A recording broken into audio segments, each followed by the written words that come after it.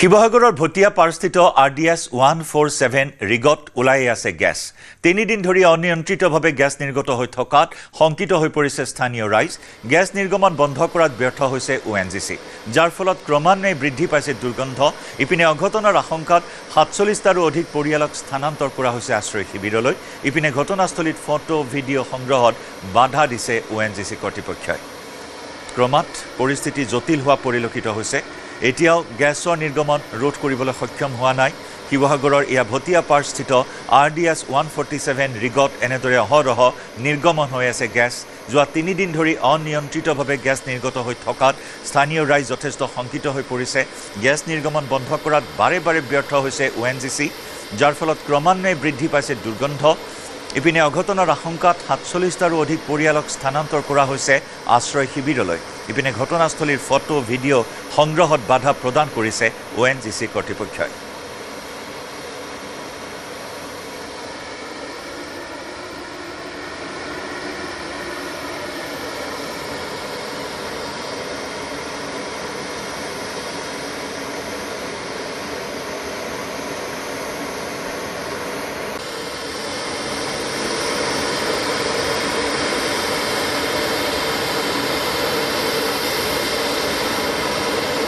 এক ভয়াবহ অঘটনৰ আশংকা কৰা হৈছে, কাৰণ যোৱা 3 দিন ধৰি এতিয়াও এই নিৰ্গমন ৰোধ কৰিব পৰা হোৱা নাই। সকলো প্ৰচেষ্টা হাতত লৈছে ONGC। বিশেষজ্ঞৰ দ্বাৰা এই নিৰ্গমন বন্ধ কৰাৰ চেষ্টা চলাই থকা হৈছে যদিও এতিয়াও সফল হ'ব পৰা নাই। প্ৰায় 47টাৰো অধিক পৰিয়ালক নিৰাপদ স্থানলৈ স্থানান্তৰ কৰা হৈছে। যিকোনো বিপদৰ এই মুহূৰ্তত আশংকা বৃদ্ধি পাইছে। যিকোনো মুহূৰ্তত অঘটন সংঘটিত হ'ব পাৰে, কাৰণ এনেকুৱা ধৰণৰ গেছৰ নিৰ্গমনে এটা সময়ত বাগজানত যি বিভীষিকাৰ সৃষ্টি কৰিছিল, সেই ঘটনা যাতে পুনৰাবৃত্তি নহওক তাৰ বাবে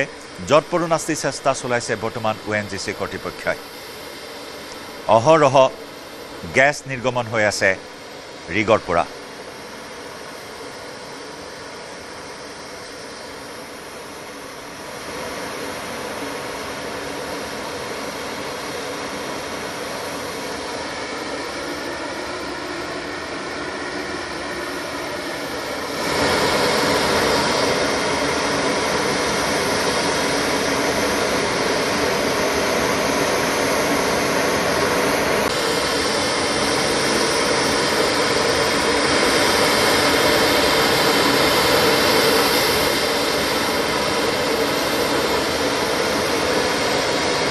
কৰাত বাধা প্ৰদান কৰা হৈছে।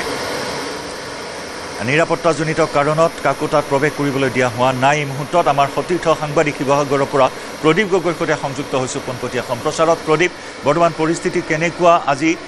কিমান সম্ভাৱনা আছে এই নিৰ্গমন ৰোধ কৰিবলৈ? কিমান দূৰ সফল হ'ব পাৰে ONGC কৰ্তৃপক্ষ?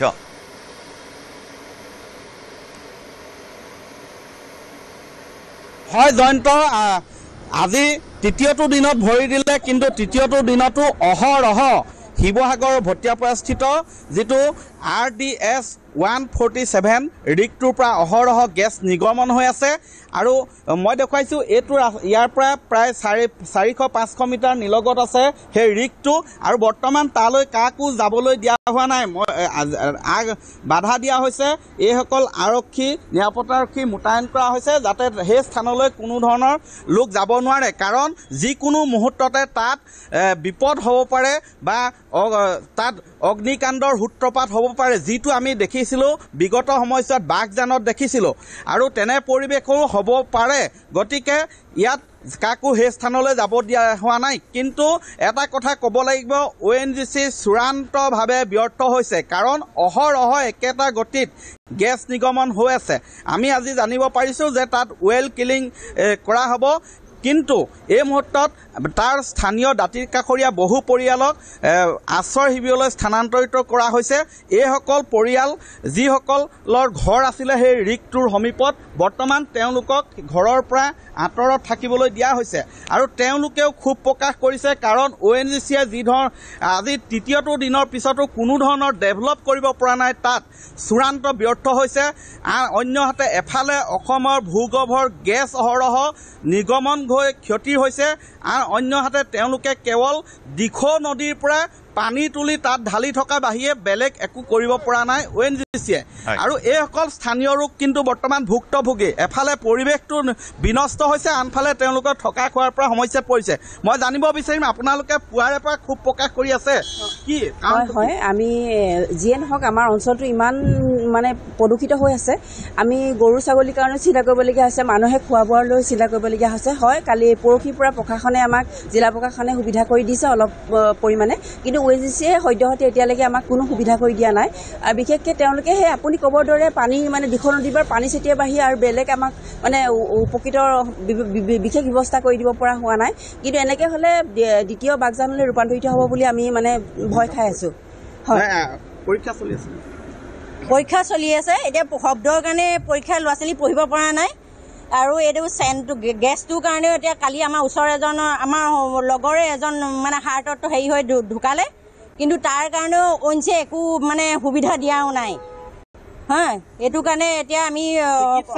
চিকিৎসা শিবিৰ আছে যদিও আমি দেখা নাই এতিয়ালৈকে শিবিৰ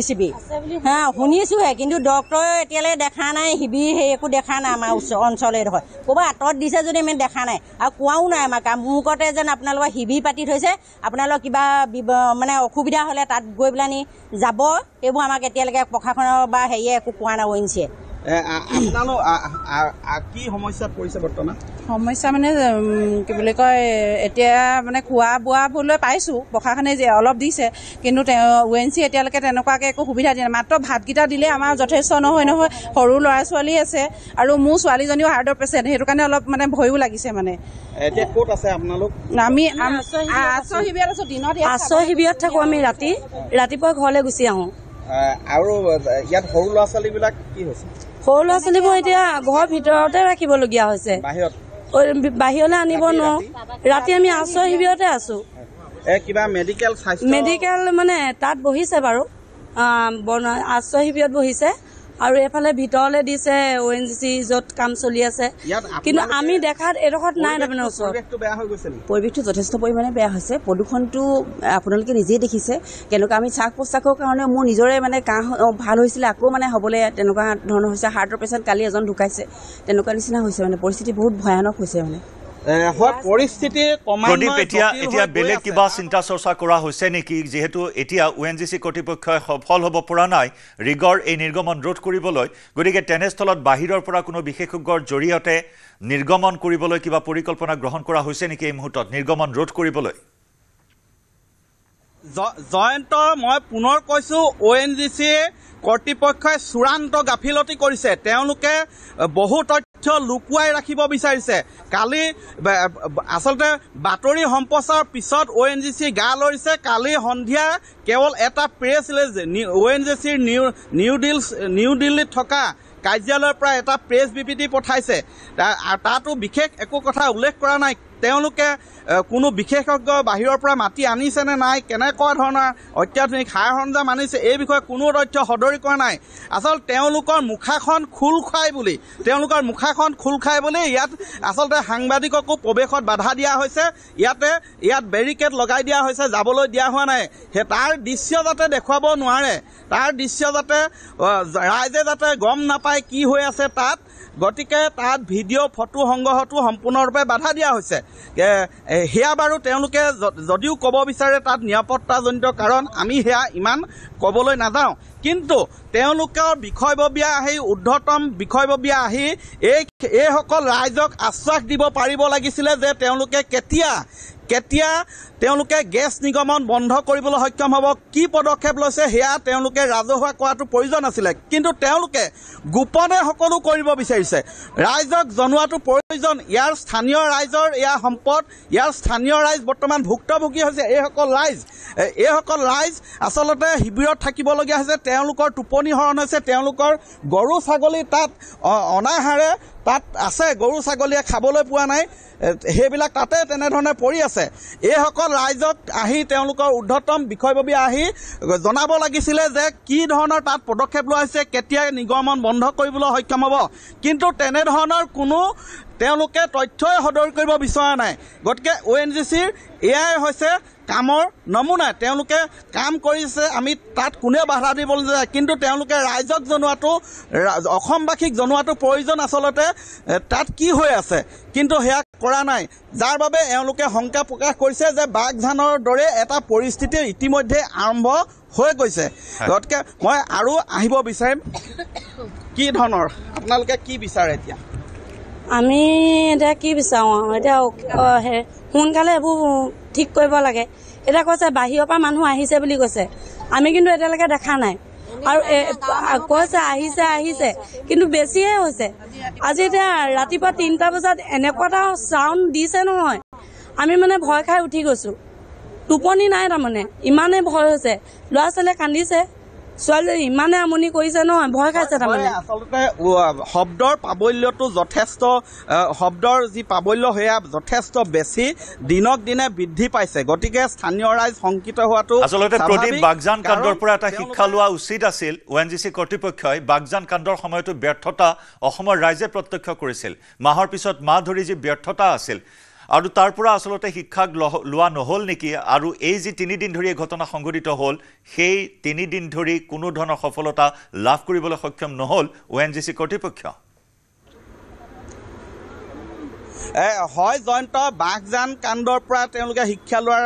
প্ৰয়োজন আছিলে তাৰ পূৰ্বে চাবুৱাটো এনেধৰণৰ ঘটনা হৈছিলে তাৰ পৰা কোনো শিক্ষা নললে ইয়াত যিটো আচলতে RDS 147 যিটো ৰিগ এই ৰিগটোত প্ৰথমে তেওঁলোকে এটা তেওঁলোকৰ যি নৈমিত্তিক যি ধৰণৰ আচলতে অনুসন্ধান কৰে গেছৰ তেলৰ কাম কৰে তেনেধৰণে কাম কৰিছিলে কিন্তু সাৱধানতা অৱলম্বন নকৰাৰ বাবে যি ধৰণৰ তেওঁলোকে সাৱধানতা অৱলম্বন কৰিব লাগিছিলে তেনে নকৰাৰ বাবে আচলতে তাত এনেধৰণে বৰ্তমান অনিয়ন্ত্ৰিতভাৱে গেছ অহৰহ নিৰ্গমন হৈ আছে আৰু আজি তৃতীয়টো দিনতো তেওঁলোকে কোনো ধৰণৰ আচলতে ইয়াত ডেভেলপ কৰিব পৰা নাই আৰু তাৰ ফল কিন্তু ONGC কৰ্তৃপক্ষই ভোগ কৰা নাই তাৰ কুফল ভোগ কৰিছে এইসকল স্থানীয় ৰাইজে অসমৰ ৰাইজে তাত যি গেছ নিৰ্গমন হৈ আছে সেয়া অসমৰ ভূগৰ্ভৰ পৰা ওলাই নষ্ট হৈছে আৰু ইয়াৰ স্থানীয় লোক আচলতে তেওঁলোকৰ এতিয়া পৰীক্ষাৰ সময়ত কোনো ছাত্ৰ ছাত্ৰীৰ পৰীক্ষা চলি আছে এই সময়ত তেওঁলোকে ঘৰত বহি কিন্তু ছাত্ৰ ছাত্ৰীসকলক পঢ়াব পৰা নাই পঢ়িব পৰা নাই চিন্তনীয় বিষয় কি পদক্ষেপ গ্ৰহণ কৰা হৈছে সেয়া সকলো অন্ধকাৰত ৰাখিছে বৰ্তমান ONGC কৰ্তৃপক্ষই পৰৱৰ্তী সময়ত লক্ষণীয় হ'ব আমি পুনৰ সংযুক্ত হ'ম প্ৰদীপ এই মুহূৰ্তত ধন্যবাদ জ্ঞাপন কৰিছোঁ